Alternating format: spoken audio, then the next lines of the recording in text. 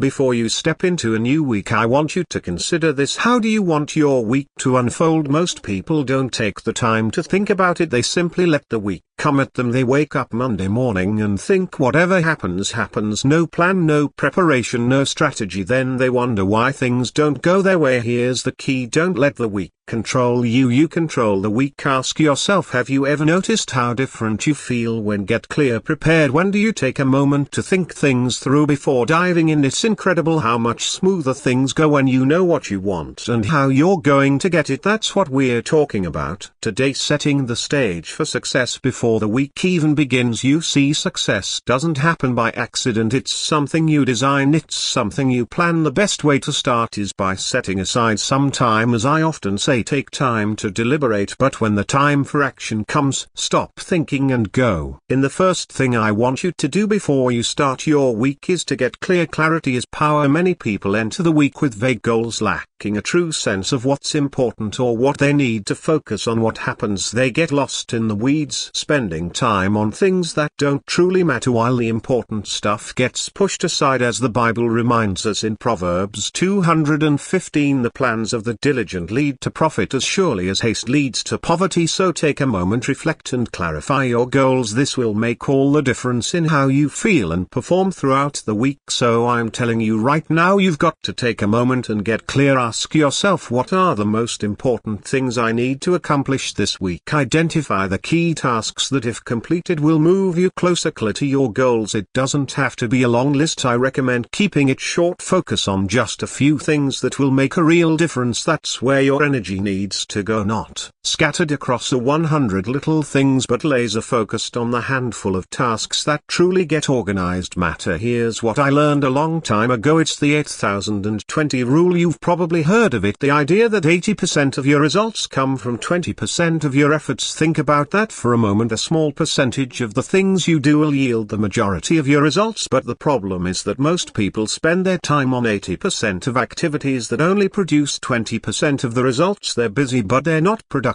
Do you see the difference? That's why it's so crucial to get clear on what matters. What are those high-value activities that will give you the biggest return? That's where you want to spend your time. And here's something else to keep in mind: you don't have unlimited energy. You've got to be smart about where you focus that energy. If you waste it on things that don't matter, you won't have much left for the things that do. As I like to say, time is the one thing we cannot get back, so use it wisely. Remember, as Ecclesiastes 9:10 reminds us, whatever your hand finds to do, do it with all your might. This week, focus your efforts where they'll count the most and watch how your productivity soars. After you've gotten clear on your priorities, the next step is to get organized. One of the most frustrating feelings in life is being overwhelmed, feeling like there's too much to do and not enough time to do it. The reason most people feel this way is that they don't take the time to organize. They let tasks pile up, lose track of what needs to be done, and before they know it, they're buried under a mountain of unfinished work. But here is the good news: it doesn't have to be that way. If you take just a little time before the week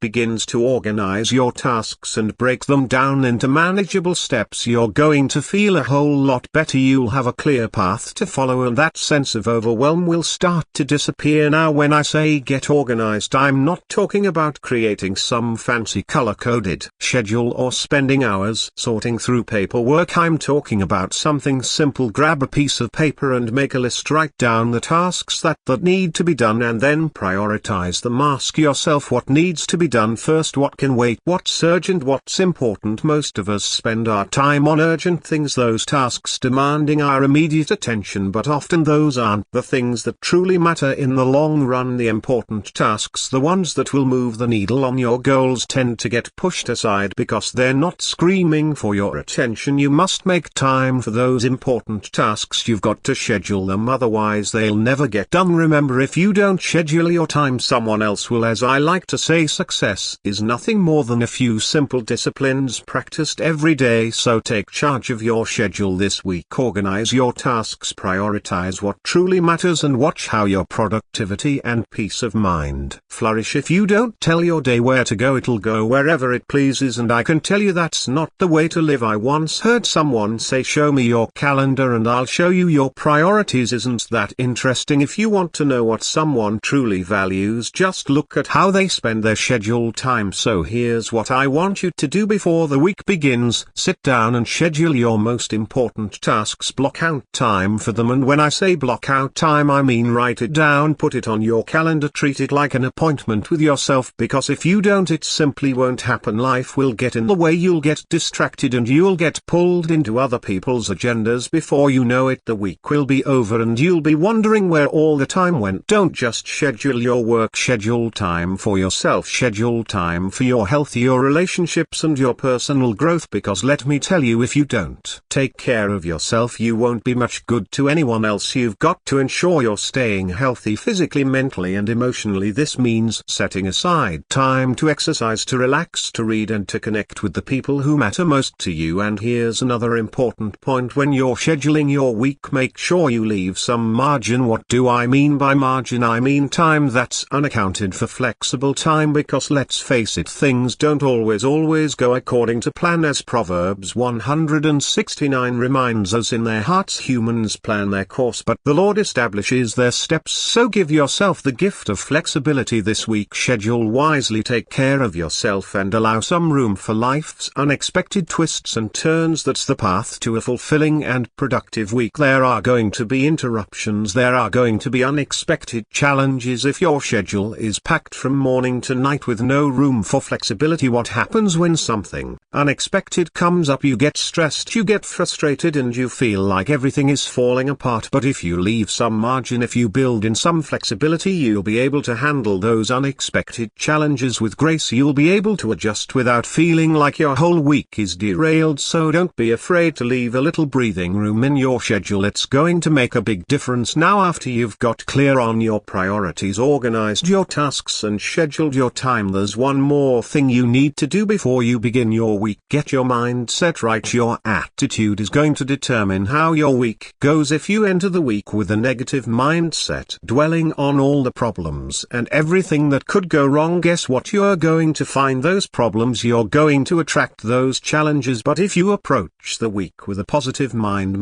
expecting things to go well, looking for opportunities instead of obstacles, you're going to have a much better experience. As I often say, your attitude, not your aptitude, will determine your altitude. So take a moment to cultivate that positive mindset. Reflect on what you're grateful for, visualize your success, and affirm your ability to handle whatever comes your way. Remember, this is the day that the Lord has made. Let us rejoice and be glad in it. Psalm 11,824. Embrace the week ahead with optimism and confidence, and watch how it transforms your experience. I'm not talking about blind optimism here. I'm not saying you should ignore reality or pretend that challenges don't exist. What I'm saying is you've got to train yourself to focus on the good. You must learn to see the possibilities, because what you focus on expands. If you focus on problems, you're going to attract more problems. If you focus on solutions, you're going to find those solutions. One of the best ways to get your mindset right is to start the week with gratitude. Take a moment before the week begins to reflect on the things you're grateful for. Write them down if you can, because gratitude is a powerful thing. When you're in a state of gratitude, it's hard to feel stressed, it's hard to feel overwhelmed. Gratitude puts everything in perspective. It reminds you that no matter what challenges you're facing, there's always something to be thankful for. And I'm telling you, when you start the week with that sense of gratitude and a positive mindset, you'll approach everything differently. You'll be more resourceful, more resilient and more creative. You'll be better equipped to handle whatever comes your way. So before you begin your week, here's what you need to do. Get clear on your priorities. Identify the key tasks that will move you forward. Get organized. Break those tasks down into manageable steps and prioritize them. Schedule your time. Block out time for your most important tasks, and don't forget to schedule time for yourself. Leave some margin, build flexibility into your schedule so you can handle the unexpected. Get your mindset right. Start the week with gratitude and a positive attitude. Watch how things start to change. I promise you that if you take the time to prepare before the week begins, you'll feel more in control, more focused and more productive. You'll be able to handle challenges with confidence and you'll make real progress on your goals. And isn't that what we all want? Progress. Remember, success isn't about doing everything perfectly, it's about making progress step by step, week by week. So take the time to prepare and watch how your life begins to change.